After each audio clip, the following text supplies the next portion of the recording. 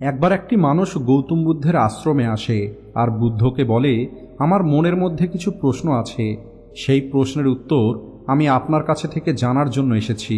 এরপরে বুদ্ধ বলে, বলো তোমার মনে কি প্রশ্ন আছে।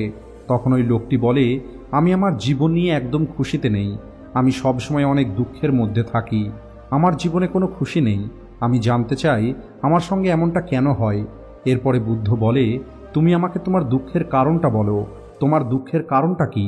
তখন ওই লোকটি কয়েক মুহূর্ত চিন্তা করার পরে বলে, এটা কেমন প্রশ্ন, আমি আপনাকে জিজ্ঞেস করছি, আপনি কোনো উত্তর না দিয়ে পুনরায় আমাকেই প্রশ্ন করছেন। তখন বুদ্ধ একটু হেসে বলে, এটা তোমার দুঃখ, তাই তোমাকে এটা অবশ্যই জানতে হবে যে তোমার দুঃখের কারণটা কি।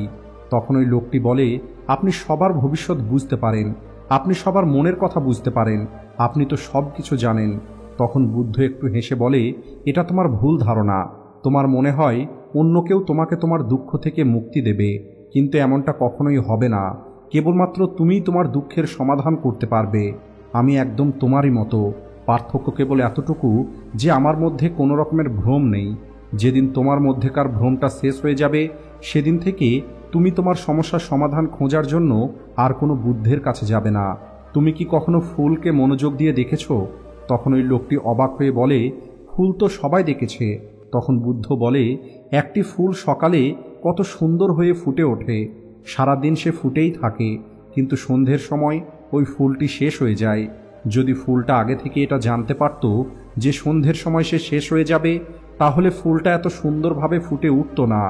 একইভাবে যদি তুমি সবসময় দুঃখের সম্পর্কে চিন্তা করো, তাহলে তুমি জীবনে কখনোই খুশিতে থাকতে পারবে না। তোমার জীবনে এমন অনেক কিছু আছে যা তোমাকে খুশিতে থাকতে সাহায্য করবে, তুমি হাসতে পারবে এবং জীবনের আনন্দ নিতে পারবে। আর যতক্ষণ পর্যন্ত তুমি এই রাস্তায় না চলবে, ততক্ষণ পর্যন্ত তুমি জীবনে খুশি পাবে না।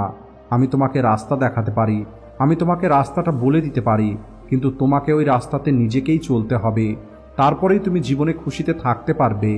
এটা শোনার পরে ওই লোকটি চুপ হয়ে যায় আর কিছুক্ষণ চিন্তা করার পরে বলে, কিন্তু আমি একটা কথা বুঝতে পারছি না, আমার জীবনের সমস্ত সমস্যার সমাধান একসঙ্গে করা কি সম্ভব? তখন বুদ্ধ বলে, যদি কেউ তোমার কাছে এসে বলে তুমি আগামী 10 মিনিটের মধ্যে মারা যাবে, তখন কি অন্য কোনো সমস্যার কথা তোমার মনে পড়বে? কারণ তখন তুমি কেবলমাত্র এই মৃত্যুর সম্পর্কেই চিন্তা করবে। তোমার এমন মনে হবে যে অন্য সমস্যার সম্পর্কে চিন্তা করে কি লাভ, কারণ আমি তো 10 মিনিট পরেই মারা যাব। আমরা কখনোই এটা ভাবি না যে এই জীবনটা শেষ হয়ে যাচ্ছে। আমাদের ইচ্ছেগুলো এত বেশি তীব্র হয়ে যায় যে আমরা আমাদের এই জীবনটাকে অমর মনে করা শুরু করি। এই জীবনের দুঃখ এবং সুখ কোনোটাই চিরস্থায়ী নয়। এই সুখ এবং দুঃখের কারণ আমাদের কর্ম এবং আমাদের চিন্তা। ওই লোকটি খুবই মনোযোগ দিয়ে বুদ্ধের কথা শুনছিল। এরপরে ওই লোকটি বলে, তাহলে আমাকে কি সবসময় এটা চিন্তা করতে হবে যে আমি কয়েকদিন পরেই মরে যাব? এটা চিন্তা করলেই কি আমার সমস্যাগুলো দূর হয়ে যাবে? তখন বুদ্ধ বলে, কখনোই না, এমনটা তুমি কখনোই চিন্তা করবে না। তুমি একবার চিন্তা করে দেখো, এই পৃথিবীতে আমার অস্তিত্বটা অনিশ্চিত, কিন্তু যতদিন আমি এই পৃথিবীতে থাকব আমি খুশিতেই থাকব। তুমি খুবই মনোযোগ দিয়ে একবার চিন্তা করো, তোমার কাছে এখনো অনেক কিছু আছে যা তোমাকে এখনো খুশি এবং আনন্দ দেয়। তুমি তার সঙ্গে থাকো, তোমার মনটাকে ঠিক করো, আর দেখো তোমার মনের মধ্যে কোনো ভ্রম নেই তো। আমাদের জীবনে সমস্ত দুঃখ কষ্টটা আমাদের ইচ্ছের কারণেই তৈরি হয়। তোমাকে তোমার মনের উপরে নিয়ন্ত্রণ করতে হবে। যদি তুমি তোমার মনকে একটি বাচ্চার মতো সরল তৈরি করতে পারো, তাহলে তুমি অনেক বেশি খুশি অনুভব করতে পারবে। এরপরে ওই লোকটি জিজ্ঞেস করে, আমি আমার মনকে কি করে নিয়ন্ত্রণ করতে পারবো? তখন বুদ্ধ বলে, আমাদেরকে দুঃখ এবং সুখের পার্থক্যটা বুঝতে হবে। আমাদেরকে এটা বুঝতে হবে আমাদের জন্য সুখ কি আর দুঃখটাই বা কি। তোমাকে তোমার মনকে এমনভাবে নিয়ন্ত্রণ করতে হবে যে তোমার মন না সুখে অতিরিক্ত খুশি হয়ে যাবে আর দুঃখে না অতিরিক্ত দুঃখী হয়ে যাবে। আমাদের মধ্যস্থিতিতে স্থির থাকতে হবে। বাস্তব জীবনে যদি আমরা দেখি, তাহলে আমাদের দুঃখটা কি, ওই দুঃখের কারণটাই বা কি? সবশেষে দেখতে পাবে সমস্ত দুঃখের কারণ আমরা নিজেই, আর আমাদের মন আমাদেরকে নিয়ন্ত্রণ করে। তাই যদি তুমি তোমার মনকে নিয়ন্ত্রণ করা শিখে যাও, তাহলে তোমার দুঃখগুলো শেষ হয়ে যাবে। এরপরে বুদ্ধ লোকটিকে বলে, যদি তুমি আর একটি ছোট কাজ করতে পারো, তাহলে তুমি দেখতে পাবে তোমার জীবন থেকে দুঃখ চিরদিনের মতো চলে গেছে। এরপরে ওই লোকটি অনেক কৌতূহলের সঙ্গে বলে, বলুন আমাকে কি করতে হবে? তখন বুদ্ধ বলে, তুমি আগামী 2 দিন পর্যন্ত কারোর সঙ্গে কোনো কথা বলবে না। তুমি একান্তে থেকে একটি কাগজের মধ্যে তোমার দুঃখ এবং তার কারণ সম্পর্কে চিন্তা করে লিখে ফেলবে, আর অন্য একটি কাগজের মধ্যে এখন তোমার খুশি থাকার কারণ কি তার সম্পর্কে লিখবে। তোমাকে তাড়াহুড়ো করার কোনো দরকার নেই, তুমি অনেক বেশি সময় পাবে। তুমি যাও আর ভালো করে চিন্তা করে দেখো। এরপরে ওই লোকটি বুদ্ধকে প্রণাম করে আর ওই আশ্রমের একটি নির্জন স্থানে গিয়ে বসে পড়ে। 2 দিন পরে ওই লোকটি অনেকগুলো কাগজ হাতে করে বুদ্ধের কাছে ফিরে আসে। এরপরে বুদ্ধ বলে, সবার আগে তুমি আমাকে তোমার দুঃখের কাগজটা পড়ে শোনাও। এরপরে ওই লোকটি পড়া শুরু করে। সে বলে, আমার পরিবারের মধ্যে আমার প্রত্যেকটি ভাই অনেক বেশি ধনী, কিন্তু আমি অনেক বেশি গরিব এবং ঋণী। কারণ আমার অভিনয় করতে ভয় লাগে। আমি সবসময় নিজের তুলনাটা অন্যদের সঙ্গে করি। আমার প্রতিবেশীদের কাছেও অনেক বেশি টাকা আছে, কিন্তু আমার কাছে কোনো টাকা নেই। আমি অনেক বেশি টাকা তো রোজগার করেছি, কিন্তু খারাপ অভ্যেসের কারণে আমি অনেক বেশি টাকা নষ্ট করে ফেলেছি। আমার স্ত্রী অনেক দিন ধরেই অসুস্থ, আর এর জন্য আমিই দায়ী। আমার অবহেলার কারণে আমি তাকে কোনো ডক্টরের কাছে নিয়ে যেতে পারিনি। আর সত্যিটা হলো, আমার মনের মধ্যে অনেক নোংরা চিন্তা আছে। যদি আমার স্ত্রী এই অসুস্থতার কারণে মারা যায়, তাহলে আমি পুনরায় বিবাহ করব। আমি সম্পূর্ণ দিন ওই খুশির কথা কল্পনা করি, আর ওই খুশিগুলো যখন পূর্ণ হয় না, তখন সেটা নিয়ে আমি চিন্তা করি। আর আমি আমার দুঃখগুলো ভুলে থাকার জন্য প্রতিদিন ড্রিঙ্ক করি, আর এর জন্য আমিই দায়ী। আমি জানি এই সব কিছু আমি সহ্য করতে পারবো না, আর এগুলোই হলো আমার দুঃখ। আর এই প্রত্যেকটা দুঃখের কারণ হলো আমার কর্ম এবং আমার চিন্তা।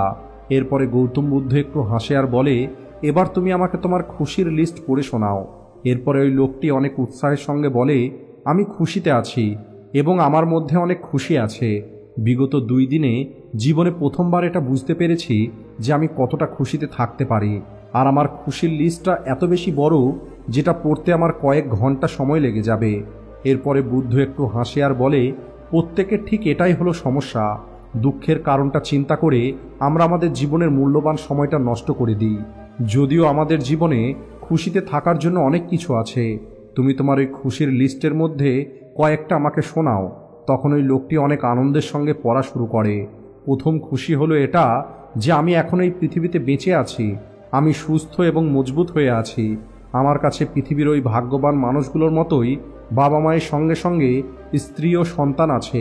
আমার কাছে অনেক মূল্যবান সম্পদ আছে, আর সেটা হলো আমার বাবা মায়ের ভালোবাসা, আমার সুন্দর স্ত্রীর ভালোবাসা, আমার সন্তানের ভালোবাসা এবং আমার বাবা হবার খুশি। আমি যে কোনো রকমের কাজ করে আমার জীবনের আর্থিক অবস্থা পরিবর্তন করতে পারি। আমি আমার পরিবারের সমস্ত প্রয়োজন খুশি খুশি পূর্ণ করতে পারবো। আমি খুশিতে আছি কারণ আমি আমার একটি সুন্দর পরিবার তৈরি করতে পারবো। আমি আমার প্রতিবেশী এবং আমার অন্য ভাইদের সঙ্গে নিজের তুলনাটা না করে সেই মানুষটির সঙ্গে যা আপনার কৃপাতে আমার ভিতরে তৈরি হয়েছে তার সঙ্গে থাকতে পারি। আমি আমার সমস্ত খারাপ অভ্যেসগুলোকে ছেড়ে দিয়ে শান্তিতে জীবন কাটাতে পারি।